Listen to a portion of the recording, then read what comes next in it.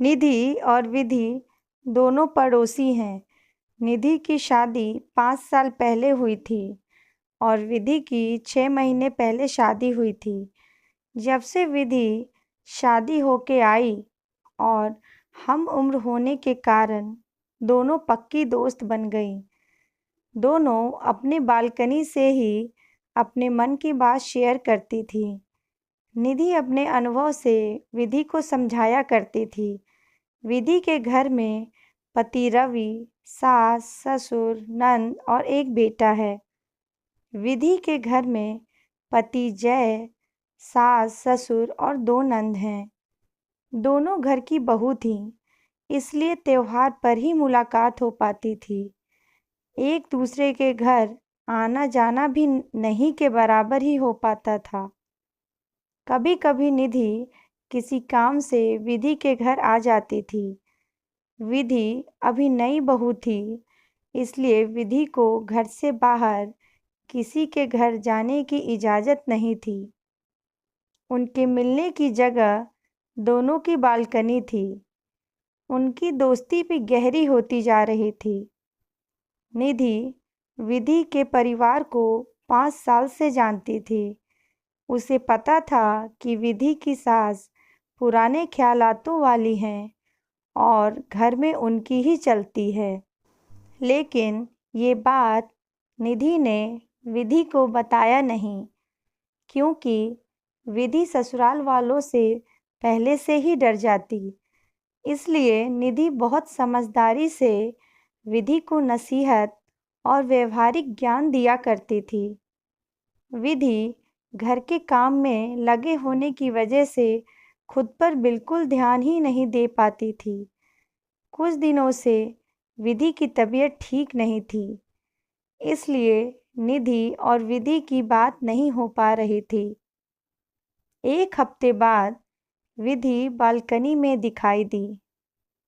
उसे देखते ही निधि बोली, तुम अपना ध्यान क्यों नहीं रखती? समय से क्यों नहीं खाती? निधि ने विधि से पूछा। अभी भी तुम घर के सारे काम खत्म करने के बाद ही नाश्ता करती हो? निधि फिर बोलती है, तुम सबका ख्याल रखती हो, थोड़ा खुद का भी ख्याल रखना चाहिए तुम्हें। सिर्फ अच्छी बहू का अवार्ड पाने के लिए अपने स्वास्थ्य का सर्वनाश ना करो।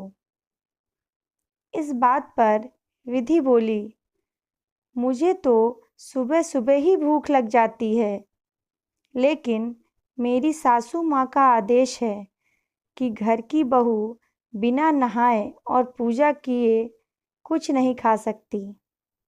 इस बात पर निधि ने मुस्कुराते हुए कहा, शुरू में मेरी सास ने भी ऐसा ही कहा था, लेकिन मैंने तो साफ कह दिया था कि मुझसे भूखा नहीं रहा जाता।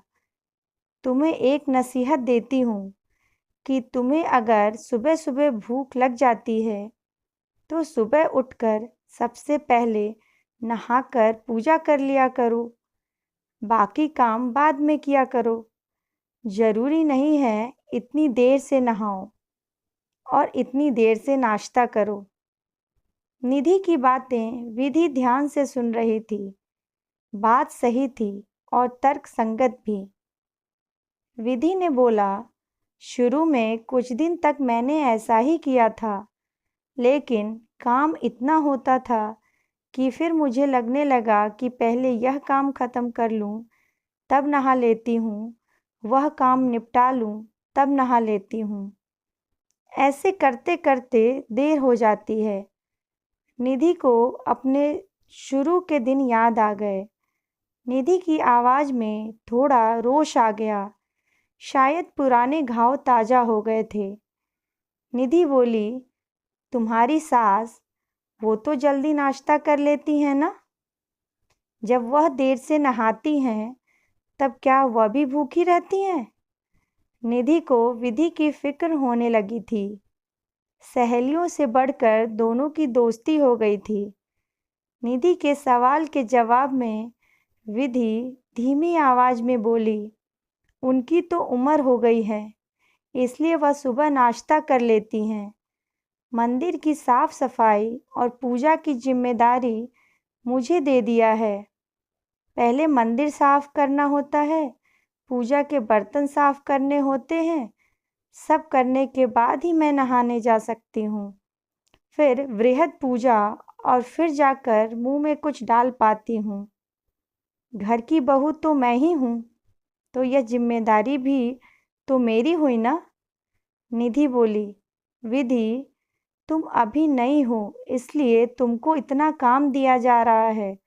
मुझे लगता है तुम अपनी अच्छाई दिखाने के चक्कर में कुछ नहीं बोल पा रही हो।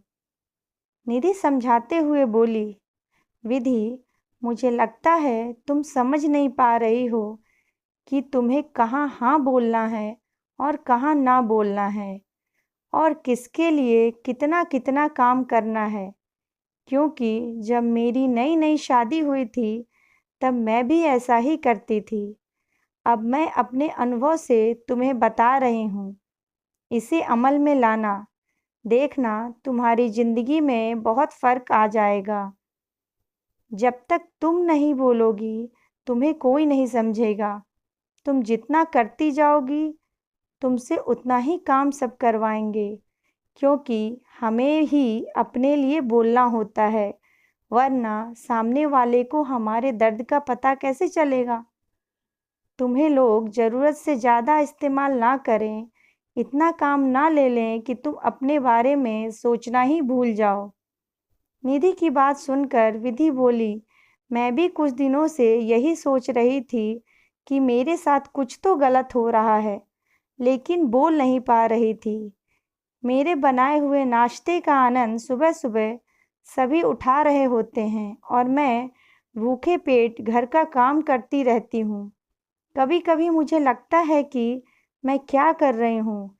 विधि एक समझदार लड़की थी, लेकिन जब सास और घर के लोग उसकी तारीफ करते तो वह फूले नहीं समाती और जोश के साथ सभी को खुश करने में लग जाती थी। विधि खुद पर बिल्कुल ध्यान नहीं देती थी। कुछ दिनों से विधि बीमार रहने लगी थी, इसलिए कामों में रुचि भी कम होने लगी थी। आज निधि की बातें सुनकर खुद की स्थिति पर विचार करने लगी। उसे लगा कि उसे सुबह का नाश्ता इतनी देर से नहीं करना चाहिए।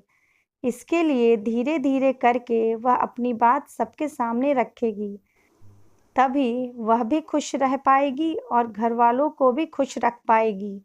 अब तो ऐसा होने लगा कि विधि सुबह चाय के बाद नहाने लगी और पूजा करके रसोई में जाती, फटाफट नाश्ता बना लेती थी। उसके बाद सबके साथ वह भी नाश्ता करती, फिर बाकी काम करती थी। शुरू में कुछ दिन उसकी सास को ये विधि का तरीका पसंद नहीं आया। फिर भी जब विधि ने इसको आदत बना लिया, तब सब इस बात के साथ खुद को एडजस्ट करने लगे कि विधि सुबह उनके साथ ही नाश्ता करेगी, उसके बाद घर के बाकी काम करेगी और वह सभी के साथ खुद का भी पूरा ध्यान रखेगी। निधि के समझाने से विधि को बहुत फायदा हुआ। विधि ने समझ लिया था कि अपने लिए जब तक आवाज ना उठाओ कोई नहीं समझता। विधि की दिनचर्या नियमित हो गई और घर वालों की नज़र में उसका मान भी बढ़ गया था। हमारे समाज में ऐसा देखा गया है कि जब हम अपनी ज़िंदगी जीने की शर्त रखने लगते हैं तो शुरुआत में कुछ विरोध का सामना करना पड़ता है, परंतु समय के साथ लोग इस बदलाव को स्वीकार कर लेते हैं। खुद के लिए जीना सीखना बहुत आवश्यक है, तभी आंतरिक खुशी मिलती है। हमें ये समझना होगा कि जब हम खुश रहेंगे तभी दूसरों को भी खुश रख सकते हैं। कहानी पसंद आई हो तो please like, share and subscribe. Thank you.